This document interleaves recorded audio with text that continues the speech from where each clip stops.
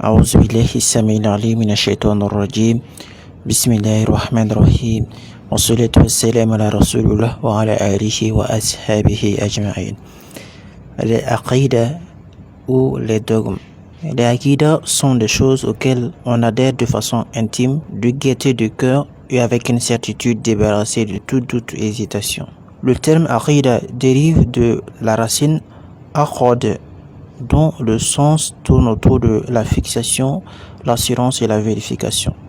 La confirmation d'un serment implique sincérité et détermination. Tout ce que le musulman dit se doit de le dire avec sincérité et avec détermination. Tout ce qu'il fait doit être fait avec sincérité et avec détermination. En islam, quand on dit aqida, cela renferme des choses de l'ordre de la connaissance auxquelles le musulman doit adhérer de façon intime et croire résolument, car Allah a informé par la voie de son livre ou par l'intermédiaire de la révélation faite à son messager Mohammed sallallahu alayhi wa sallam. Les fondements de la aqida, des dogmes auxquels on a été donné l'ordre d'adhérer, sont mentionnés dans le Coran lorsqu'il a dit dans la sourate Baqarah, verset 286.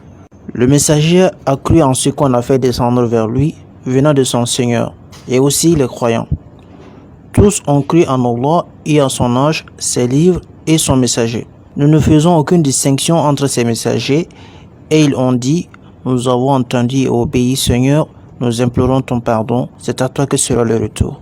آمن الرسول بما أنزل إليه من ربه والمؤمنون كل آمن بالله وملائكته وكتبه ورسله لا نفرق بين أحد من رسله وقالوا سمعنا وأطعنا غفرانك ربنا وإليك المصير. Le messager les a également précisés dans le célèbre hadith de Jibril où il dit ceci: la foi consiste à croire en Allah, en ses anges, en ses livres, en sa rencontre, en ses messagers et en la résurrection.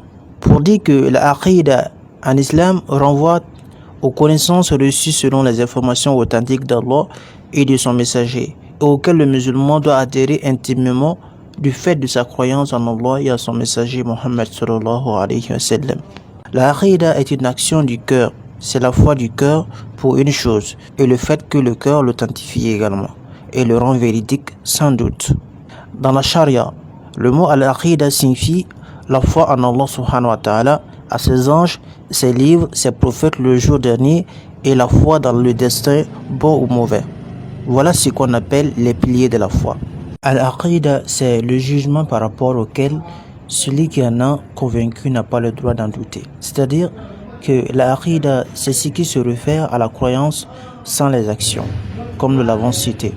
Al-aqida est ce sur quoi l'homme attache son cœur de manière catégorique. Ce sont en fait des choses auxquelles le cœur doit croire et à propos desquelles l'âme également doit être apaisée jusqu'à ce que ces choses deviennent une certitude catégorique et fixe, de sorte qu'il ne soupçonne ou doute de les mélanger.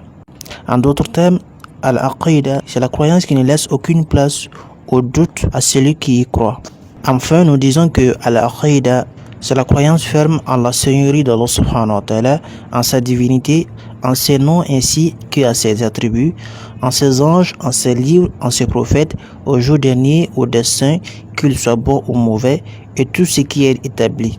Ce qui a été rapporté de manière sûre par rapport au fondement de la religion, aux choses de l'inconnu, et en ce sur quoi les pieux prédécesseurs ont été unanimes, ainsi que la soumission totale d'Allah subhanahu wa ta'ala, l'ordre, le jugement, l'obéissance et le fait de suivre le prophète Mohammed sallallahu alayhi wa sallam.